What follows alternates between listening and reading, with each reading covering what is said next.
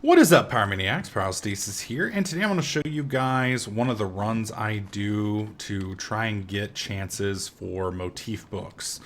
These are some of the harder to find things in the game. Some people don't even know they exist because they've never found them, and you know, it can just be kind of a pain in the ass to get. Now, you can do this run pretty much about every hour, depending on your character, give or take. You may want to wait a little bit longer than that, but seems to be about an hour, hour and a half, and everything resets. Now, you can do this on multiple characters. So if you run through on character 1, you can immediately run through on character 2, and you have a chance of finding them on each character, as it seems like each character is completely individualistic. So you don't have to worry about somebody beating you to it, looting everything, and kind of leaving you screwed over. Basically what you want to do is you want to hit every single inventory that you can find on the way through this run. The more you hit, the better off you're going to be. Now, if you want to min-max it, the places that you want to hit, and again, this is on the Daggerfall Covenant, you want to hit the bank, you want to hit the Fighters Guild, the Mages Guild, and then you want to hit the castle. I'm going to try and run you guys through this real quick to see if maybe we can get some. It kind of depends completely on the random number generator. Sometimes you'll get, whoops, wrong room. Sometimes you'll get a motif, sometimes you won't, sometimes you'll get several. It just kind of depends. It's all up to the random number generator. It's one of those things that kind of sucks, because when you're making a YouTube video, it's nice if you can actually show people that you've, had success with this technique. Unfortunately, it doesn't always work out that well. Now, one of the other things you want to do, at least the first time, is you want to check all of the bookshelves. There's a ton of skill points that you can get. Well, not skill points, but points in individual skills, if that makes sense. And you'll definitely, whoops, try and get into that desk. You definitely want to get all of those that you can. I mean, it's not a huge advantage, but it saves you a little bit of time. You might get a little bit of a bonus here and there if you choose the time to do it. It's completely up to you. This run does take you about 10 minutes per character. If you have 8 characters, you're going to have about an hour and 20 minutes per cycle, and then you'll have plenty of time to immediately switch back over to your main character. So you can basically grind this non-stop all day long if you so choose, until you get a bunch of these books. Right now you can sell these books and make a pretty coin, at least until people start getting access to them on a regular basis, and then it's going to be not as profitable. I usually hit the Fighters Guild up first, then the Mages Guild, and then the Castle, just because of the walking distance. It's kind of up to you. The place that you really want to spend a little bit of extra time with is in the Mages Castle, or the Mages Guild, however you want to call it, because all of the bookshelves in there will give you at least some bonus to your skills. So think of it like Skyrim. You want to actually check all of those at least the first time so that you can get the bonus. The Fighters Guild, I don't honestly recall any in here. This is my first time through on this character, so we will check just to see if we get lucky. And I am kind of hoping that we'll pick up at least one motif while running through here, but so far the random number generator does not seem to be liking us very much. Not very much at all. We do have 2 more places to check real quick before we're done on the run, and that'll solve things up. Also, depending on the containers, there's a lot of people that think certain containers are better over others. Some people think other containers don't drop anything. I don't know. I just check everything. I need the mats for crafting regardless. This is the place I was... Oh, no. The book I need used to be on this shelf. Wrong click. There we go. So there's clothing. There's bow. Whoops. As my mouse completely screws up on me. Sorry about that.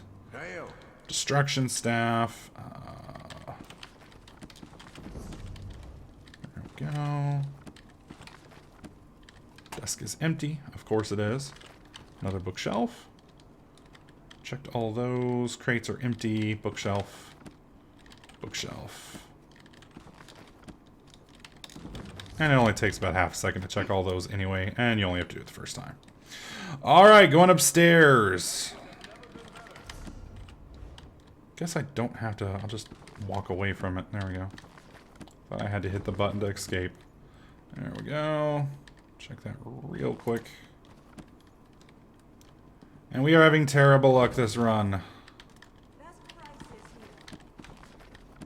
I don't see anything else we missed. Okay. Alright, let's go check the castle and hope we get lucky. Hello. Now, one of the other things that you are going to get on this recipe, or not, on this run, is a ton of recipes. So if you're working on getting some of the crafting recipes, you're having a hard time finding them, you will fill up, especially the cooking recipes, very, very quickly. I mean, we found, what, 3 this run alone? You can sell those if you've got a guild. You can sell them to people if you want to take the time. You will find a lot of dupes, especially the low-tier crafting for the cooking recipes. So keep that in mind. Now the castle up here, again, this is for Daggerfall. Not every town is probably going to have a castle. If you don't have one, check the inns, check churches if you have one of those. All of those can be good. Unfortunately, the Daggerfall church kind of sucks because there's just really not much in there. There we go. Help myself to some produce. That one's closed. Chest. Make sure if you're checking this one that you actually come up here and check the king's thing. Right there, that nightstand is sometimes has stuff in it. Wait. Okay, yeah, that's right. And you don't want to miss out. Bookshelves. Nightstand. Just a couple more destruction points. Oh, we are having a terrible run with the RNG. And keep in mind, like I said, with the random number generator, it is strictly just a matter of time. You're going to have some runs that are better than others.